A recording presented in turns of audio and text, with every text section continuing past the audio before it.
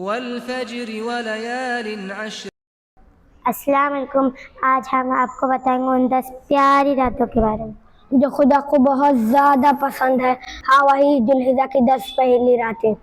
اللہ نے قرآن میں بھی ان پیاری راتوں کا ذکر کیا ہے. والفجر ولیال العشر.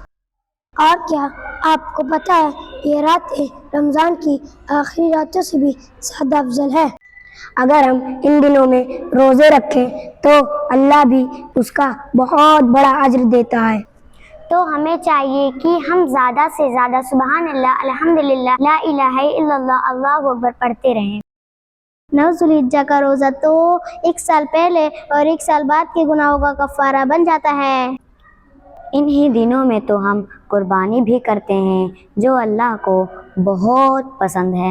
محترم ناظرین، ان ایام میں اور ذوالحجہ کی ان راتوں میں ہمیں عبادت کا خاص اہتمام کرنا چاہیے. ذوالحجہ کی 10 راتیں ہیں، نیکیوں کا تحفہ ہے. چلیے اللہ کے قریب چلتے ہیں. روزے، نمازیں، تہجد اور صدقات وغیرہ سے ہمیں اپنے نامے اعمال بھر لینے چاہیے. اللہ ہم سب کو زیادہ سے زیادہ نیکیوں کی توفیق دے. آمین. السلام علیکم ناظرین، کیسے ہیں آپ سب؟ ہمیں پتہ ہے کہ آپ ہماری ویڈیو شوق سے دیکھتے ہیں، لیکن ایک بات جو ہمیں تھوڑی سی اداس کر دیتی ہے، آپ سب ویڈیو تو دیکھتے ہیں لیکن سبسکرائب نہیں کرتے اور لائک بھی نہیں کرتے.